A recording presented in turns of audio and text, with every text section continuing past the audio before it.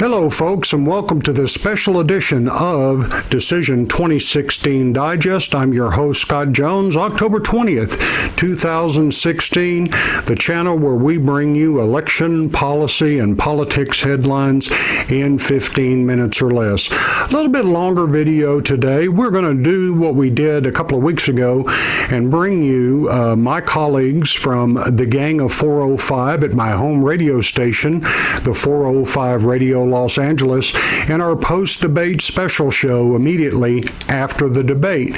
We hope you think it'll be informative and find it informative in making this very special decision in this upcoming election. Boy, it's been a real crazy election, and there are two very big choices for the direction of our country. In a few minutes, we're about 5 minutes out from going live on the 405 Radio in Los Angeles. I'll be joined by the leader of the Gang of 405, our program director, John Grant, at our home base in Los Angeles, and our other partner, Tammy Jackson, who's an online publisher, and she'll be at her broadcast bunker up in Oregon, and of course, yours truly right here in the new and improved broadcast bunker in North Texas. We're about 5 minutes away from going live. The debate just concluded, and we're going to bring you our hot takes and real-time analysis of what we think happened in tonight's debate. I hope you enjoy it, so I'm going to get wired up, and we'll be live here in just a minute. You're on the 405. Can't reach the keyboard. I've got a monitor up. Stand by. The talk alternative is the 405media.com in Los Angeles, California. Good evening to you. It is, 7:41:52 Pacifico, 10:41:52 on the West Coast. Right after the debate, folks, it's time for the original and classic Gang of 405 right here on the 405media.com. On Twitter, you can reach us at the 405 Radio. You can send us email, which we will gleefully read, the 405radio@gmail.com. You want to check out some podcasts, this show, Scott's show, Tammy's show, and a handful of other ones. You can take a look at iTunes, Stitcher, Google Play, Windows, or iPhone. And since we are hotter than a Samsung Note 7, you can live stream us on TuneIn, Roku, or any MP3 player. That is our promise to you. As we said, it's a special live after debate edition. The third and final presidential debate, fourth debate overall, this one from UNLV in Las Vegas. First of all, let us say good evening to, from Texas, our co-host Scott Jones. Hello, Scott. Hey, from the broadcast bunker in Texas, and we're welcoming along about 5,500 YouTube video subscribers on YouTube for Decision 2016 Digest. We're broadcasting this out as we speak. 5,500 watchers, viewers, no pressure, right? Yeah, don't screw it up. I've got a new avatar for your video here. What did I use last time? Something from Space Ghost? Yeah, it was great. I got a lot of feedback on that. Which character was it? Was it Donny Osmond or who was it? I can't remember. Somebody with a dog on the screen. Oh, yeah. Okay. I've got a piece of meatloaf right now, and you're welcome to use that for the avatar. Hey, buddy, email it to me. My webcam was on. You'd see a piece of meatloaf. Oh, that's perfect. That's perfect. Speaking of meatloaf. Like a girl, like the girl that she is. Tammy Jackson in Oregon. Good evening, Tammy. Good evening, and hi to all you YouTube fans. Yeah, well, we gained. We gained. Committed to watch the debate tonight. She did indeed watch the debate. That's right. I watched the debate. I was lit up. Let me tell you, had I been in that auditorium, I would have shamed you guys because I would have walked up and slapped Hillary Clinton. Oh, I would have cheered you on. You got in big trouble for that. Anyway, since you're lit up, you can light up the opening comments. What did you think of tonight's debate? Chris Wallace did a bang-up job, I think. I think that Chris did a fine job. I was happy with the questions he asked, and you could tell about the caliber of the questions because there were some liberal people on Twitter that I saw saying, "Man, this is the worst debate ever. Horrible questions, horrible questions." Then you know it's going well, don't you, Tammy? You know it's going well when those flaming lefties don't like the questions. Hello, and did you guys notice every single stinking time they got into something that made Hillary look bad, bad, like, oops, yeah, you bet I'm trying to influence an election, and oops, you bet I was responsible for the Middle East mess or something, then she went to some sob story somewhere. She had to do that. That's what they always do. We're going to get on these different issues, and we're going to drill down, I'm sure. But when she started saying that the Constitution needs to be for all the people and not just for the big corporations and the wealthy. By the way, she is the wealthy. Hello. And she's the wealthy at the expense of everybody that's given millions and millions to the Clinton Foundation. And created nothing. And created and done nothing for the folks of Haiti. They do not want her back in that country, and she brings them up at a heartbeat. Tammy, I thought she took some body blows on some of that stuff. I think she did as well, and she looked like she was on something. I told somebody, I bet she's on, which is an anti-seizure med. She was having a tough time. Her eyes were bloodshot and watery, and Trump did a fine job. I think I would have given him some slightly better answers here and there, and I don't like him saying, believe me, but he did get in some good body blows. Yeah, Trump is not the guy who you would expect to hit her right between the eyes on the Constitution, especially the answer on Citizens United, which essentially was a decision that prevented the federal government from banning books. That would have been a neat line to throw in there, but let's face it, that's just not the way he was wired. I thought his answers about the Second Amendment were pretty good. I thought, Chris Wallace score an assist because I think he nailed her for some remarks that she made about a decision. What was it? Power versus Washington, D.C.? Yep. She was furious about Heller.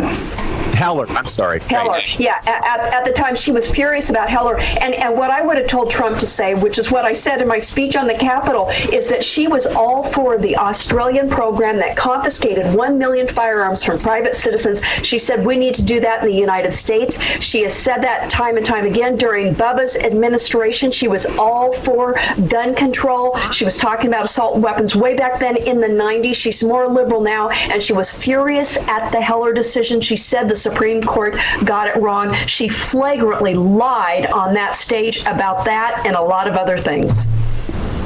Scott, on the other hand, you get Ted Cruz up there, Mr. Wonky Constitution, and he's going to put him to sleep with his answers because he can cite chapter or verse of every single decision. That's probably not the way to go either, but, what did you think? Did he handle himself okay in the first question, which had to do with the SCOTUS?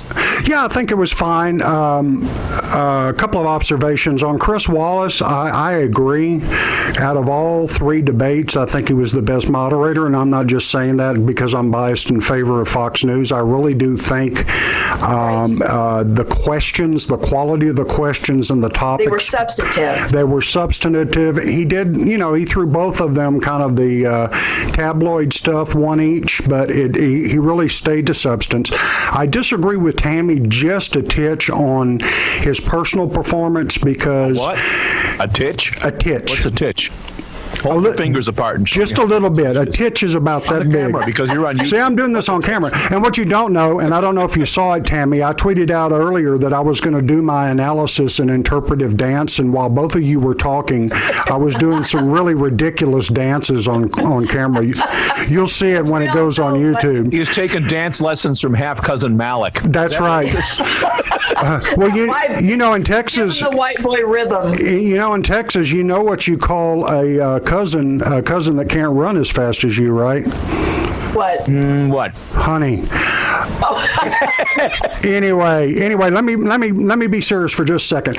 My disagreement on Tammy is I don't think Chris was flawless. I did not like the fact that he violated his own rule that he had said before this debate that he would not engage in debating the candidates, and in three specific instances, he didn't go Candy Crowley fact check, but he certainly, and they weren't follow-ups, he was debating substance with Trump on like three different occasions and maybe one time with Hillary Clinton, so I think he got off there.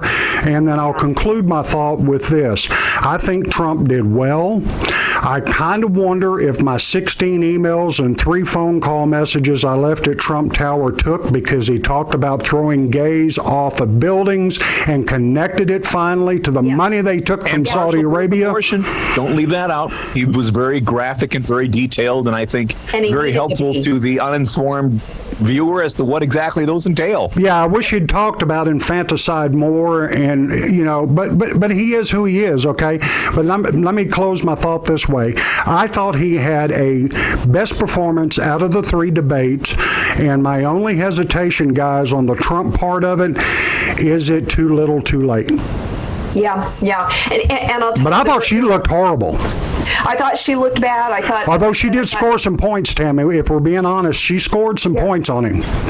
but she kept going to the emotion as opposed to the facts. When she said that it was Russia trying to influence the election, hello, has nobody seen the O'Keefe videos this week where we found out they were fomenting violence, they were committing election fraud, they were doing everything they can that was absolutely illegal. He did get that in. He did, and he did it well. And who was behind that? Yeah, Good on him. but we knew that Hillary was going to try and pivot and blame it all on the Russians. Oh yeah, Hillary, you're as guilty as hell of all that, and you're trying to blame the Russians right now. Excuse me. And there were a couple things that were just such outright lies. Could you believe, Tammy, could you believe that she brought up violence at his rallies after just being told, nailed for that, and boy, he came back and hit her again with it. And she deserved to be hit a lot more. When she gave out the BS response for the Second Amendment, where we have dozens of toddlers that killed themselves. Oh, good grief. I thought, okay, that is unadulterated BS right there. Give us the facts. And then when she says she respects Roe v. Wade, the right of women, and I wanted to say, yeah, the right of women to kill their unborn babies and to live in untold guilt and misery a lot after that. When she talks about all the women she knew, and she said it's the worst choice they ever have to make in their life. My immediate thought was, how could it possibly be the worst choice they have to make in their entire life if it's not killing an infant in the womb, which it is. So the fact that she's trying to give these women the right to kill their babies, hello, I think that's a war on women right there. Unrestricted abortions. The other thing that would have been good, she talks about and is very proud of what she's done for children. What about the late-term children? How'd that work out for you? She talks about what she's done for women, how she loves women. How about the women she destroyed that her husband couldn't keep his hands off of? How about the woman that he raped, that she tried to destroy their character? She's really big on character assassination of women if they're not on her bandwagon. John, the one thing I am really proud of him for not doing is getting off on the tangents of the Bill Clinton accusers. I think that's not polling well. Attacking. I don't think he spent a lot of time on that. No, that's what I'm saying. I'm really proud of him for not going on that tangent. I think she set a lot of traps with Miss Universe, which by and large he didn't take. Yep. About the sexual assault accusers, I thought he pivoted from those rather nicely. Yep. And it seemed like all of his answers ended with some variation of, your tax returns, or somebody I know who needed a partial birth abortion, or some bloody kid in Syria, or, some illegal who's here and paying federal income taxes. You aren't. I mean, those were her 4 answers for every single issue he lobbed at her. But I think the informed viewers nailed that is prepackaged campaign stump repetition. Yep. I do agree with Tammy that on a couple of issues, she went for pure emotion, and there were a couple that I think probably got some mud on him a little bit, because like I say, I think she scored a few points, but I'm going to tell you, I teased last time when we did this about, you guys hearing me in Oregon and California yelling, but when he talked about the $25 million they took from Saudi Arabia and women's rights, and about people throwing gays off of buildings, I scared Jeremy by yelling at the TV, woohoo, and he spilt his beer. Is Jeremy there, by the way? Did he hold up under this debate better than the last one? I think he was face down on the floor after the last. Hey, that was a joke picture. That wasn't even him. But he's half sober. The camera's not wavering. Hey, Hey, you guys, the funniest tweet I got during this whole thing, because I was getting dozens and dozens and dozens of retweets because I was just lit up like crazy and I couldn't stop. Because you're so popular. Yeah. Well, everybody. Back as a meatloaf in my mouth. Everybody's Tammy's friends. I wish I had Tammy's friends. Seriously, I don't have any loyal friends except my dog. This tweet was hilarious by Media Czar Ira, which is at Ira Pickett. He tweeted, "Kim Jong-un wants his clothes back." Oh, now that's cold, but that is a good That's one. kind of deep. I have to think about that. Yeah. The pants Frank Luntz says his focus group said Trump won 14-12. And Tim Clark, who I think is Trump's operative out here in California, points out that Al Gore did indeed go to court to overturn the results of the 2000 election. And good on the people that remind everybody of that. I think his name is on the decision, as a matter of fact, and the Supreme Court decided it ultimately. Is my memory correct on that, Scott? Yeah, David Boies is the one who argued the case. Exactly. Yeah, no, it's there. It's there. I want to dedicate a special segment, the third segment, to this business of rigged elections and rigged media, because one thing I've observed lately is a lot of people on right are jumping on board with the notion that Trump is a conspiratorial lunatic for claiming that the media is rigged and elections are rigged. And in my eyes, rigged elections and voter fraud are one of the same thing. So I'm a little incredulous that Republicans who have fought so long and so hard for voter ID laws to combat voter fraud are suddenly throwing that on the bus because the mainstream media is inducing them to do so, and it makes them appear as though they agree with Trump and they don't want to appear to agree with Trump. Well, now, yes. Rubio did that. Ted Cruz did not, in fairness. Well, Anyway. there are two key points I'd like to get in here in the A block is, number one, the reason I've been so hot-wired about this election, and Tammy has hot buttons, I have hot buttons. When you have, and I want our listeners to think about this, and even the never-Trumpers to think about this, when you have unchecked lawlessness in the executive and the legislative branches of government, where our law enforcement like Comey, FBI, and all of that look the other way while our leadership creates and commits unlawful acts, unchecked and unaccountable, combined with a wholly corrupt media that is carrying their water and covering for them. What the hell is the difference between us and Venezuela at this point? There is no difference. There is no difference. Something I wanted to, I don't know if we're going to be talking about this later or... Well, Tammy, can I make my second point? Because I want to hear what you have to say sure. about this, too. And the second point of that is my admonition is don't, we have listeners that don't follow stuff as closely as we do.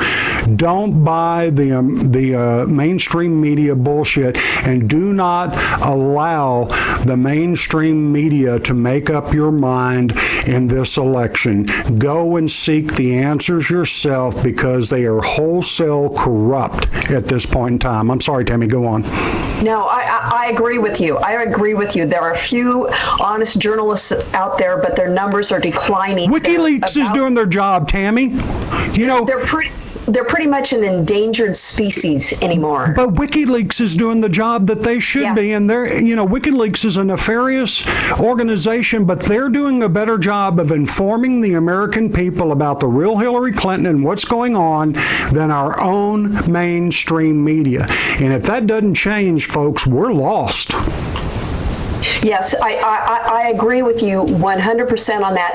And it's very interesting that if you hear the apologists for Hillary Clinton, they say, oh, the WikiLeaks have not been, we haven't verified them, that they're really true. We don't know that the O'Keefe videos have been verified, but yet... It's in their own words. But any woman... Hey, look, they fired those guys. If that's not verification, I don't know what is. And Trump made that point, I believe. That is what Venezuela looks like, or that is what the executive branch looks like unchecked, Scott, or the legislative branch looks like unchecked. You got a sneak peek of the next 8 years of the Hillary Clinton administration. Do you know I don't want to spend 4 years of every evening broadcast beginning with the words "Today Clinton lawyer said"? I told my mom, I was talking to her on the phone. I said, if the woman does win, I'd almost bet a $10 bill that she's impeached before her first 4 years are up. But you know that nobody wants to get rid of her and impeach her. One of the things she did say that I wondered if you guys caught this, she talked about how good we were doing economically when her husband was president. And I just about came unglued at that point. I thought, of course, we were doing well when Bubba was president. Think about it. We had a Republican Senate and Congress, and they passed all these things through, and he had to go along with it. He went more centrist to his credit, but this woman is not going to do that. No, she is not a centrist, and she was more so at certain times in her life, but she's gotten more and more and more extreme. She's extreme on so many things. She's not a Democrat. She is a pure progressive, which is an innocuous term for socialist. Well, John, I wanted to ask you a question. I know you follow Matt Drudge a lot. I saw I'm sorry. That's okay. A couple of fanboy things going on here, and one of them is from Matt Drudge. That's okay. I know he's into InfoWars. I know the cool kids don't like InfoWars. They don't like Alex. Quit apologizing, because I think he does some good Who things. Else has he been linking I think to? Drudge Guilty as does charged. some good things. But listen, did you see the tweet? There was a Drudge headline or a quote from him saying that you just wait, Hillary's going to get hers, as if he had something that he was going to drop or knew of something that was going to drop. Did you see that? And does anybody have any idea what he's talking about? Well, there was the National Enquirer thing that he posted from some guy who claims that he worked for the Clintons back in the 90s, and his job was to suppress stories about Bill's bimbos. You know, people don't really regard that as credible because it was in the Enquirer. Although Rush Limbaugh I thought that was about her bimbos. Is that the one you're talking about? I thought it was a story about her bimbos, that she was having sexual trysts. And this guy said something to that effect, that, you know, she had a girlfriend, Bill had a girlfriend type of thing. So, well, some big story just came out today about all her sex life, which is... I don't care about any of that, but boy, if they have any kind of nuclear weapon class drops at WikiLeaks, I hope they're coming. If nothing else, to level the playing field, Tammy, with the dirty tricks that have been exposed through these operatives causing violence at Trump rallies. Yeah, I wrote those 2 articles because, you know, and you guys hate when I say this, but my friend Dan works with James and did a lot of that film. Drink. And so, because you're doing the thing, if I say friend, you're drinking. That was the drinking game.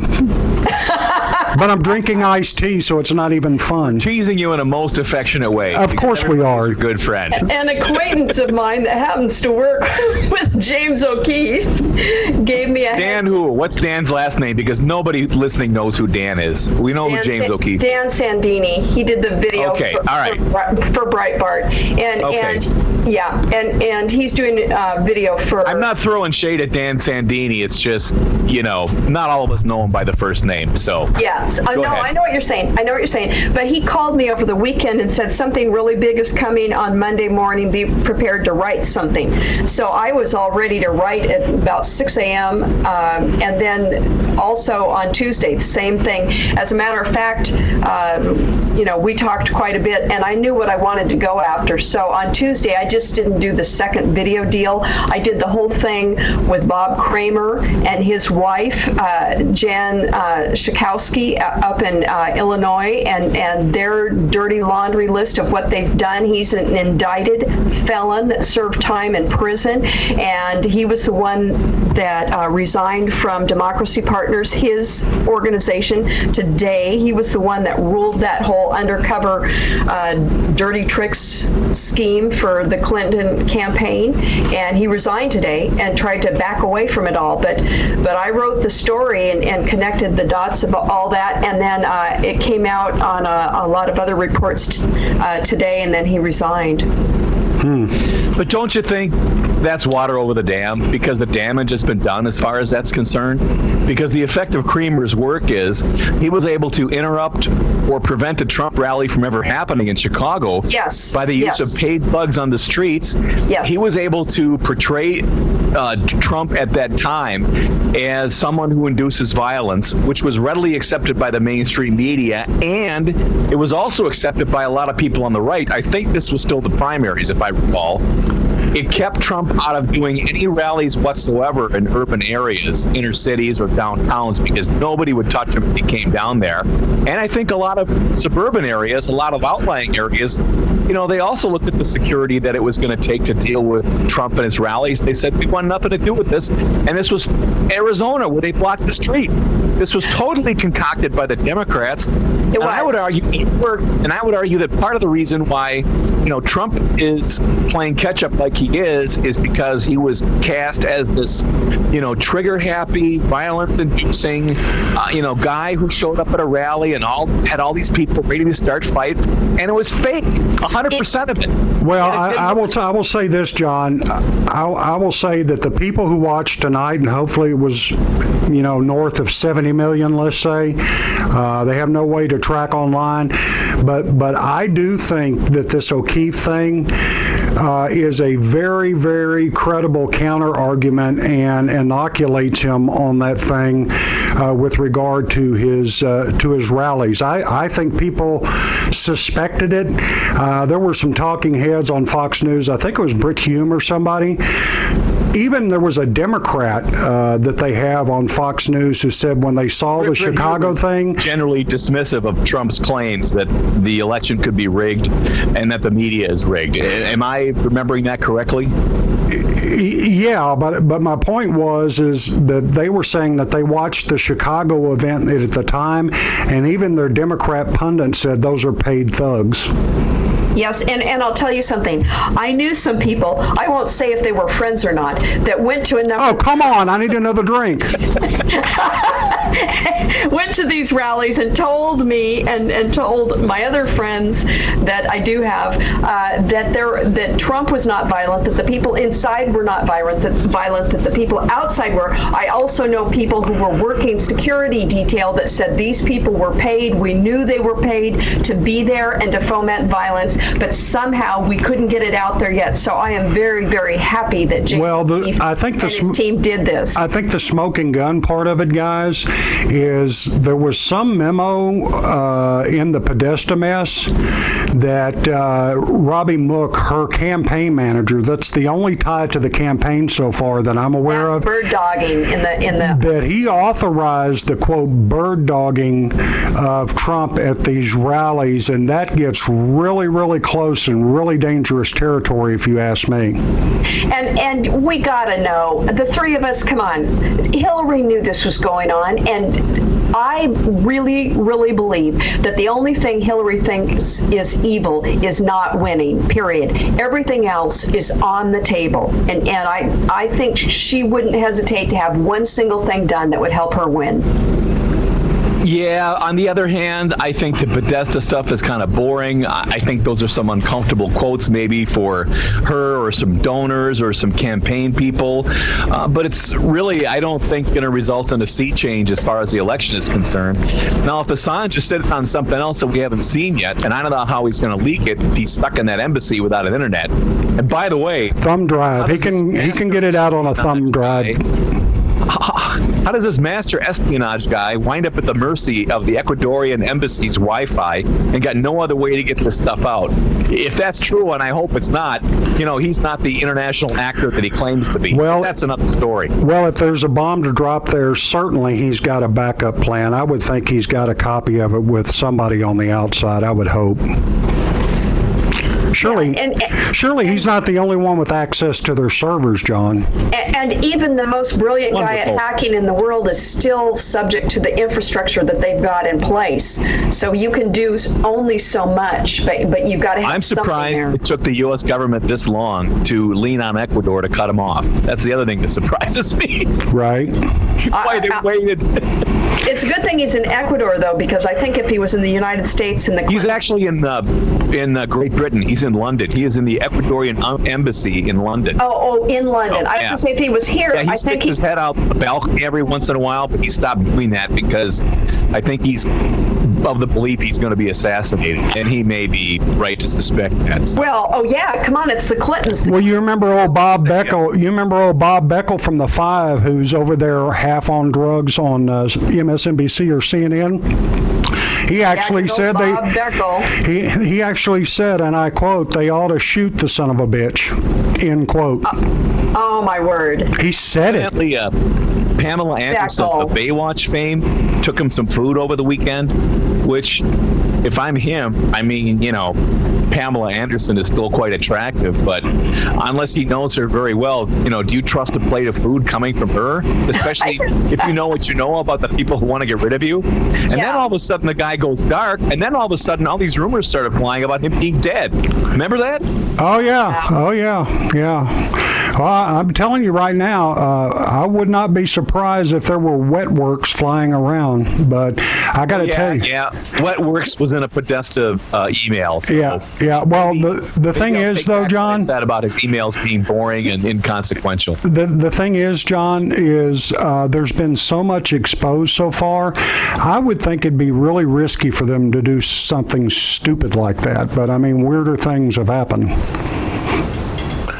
Let's see. A couple of tweets here. Well, we'll do these after the break. We'll go through the tweets and kind of react to what some people are saying. Famous people like Frank Luntz and not some famous people like, Patricia Smith. So, well, she's famous, but you know what I mean. Anyway, it is the After Las Vegas Debate live show, original and classic Gang of 405, here on the 405media.com. Well, there you go, folks. I hope you found it informative and informational. Big thanks to my colleagues, John Grant in Los Angeles and Tammy Jackson up in Oregon, the Gang of 405. You need to check out the 405media.com for great center-right takes on this presidential election. And boy, it's an important one, so I hope this helped. If you like this video, please give it a thumbs up and subscribe to the channel. It lets me know that you appreciate the effort we're making here. I'll probably only have one more video before the November 8th election, and I'll put it out the weekend right before the election. So I hope you'll stay tuned for that. As a special deal, just for our listeners, in the description down below, hit the special link for a free month's trial of audible.com. You get your first book download and your first month free just for trying it out, and it's a special deal for our subscribers to Decision 2016 Digest. That's it for now. Again, I hope you enjoyed it. Thanks for being with us, and folks, pay attention, get involved, stay tuned. November 8th, your country needs you. We'll see you next time right here on Decision 2016 Digest.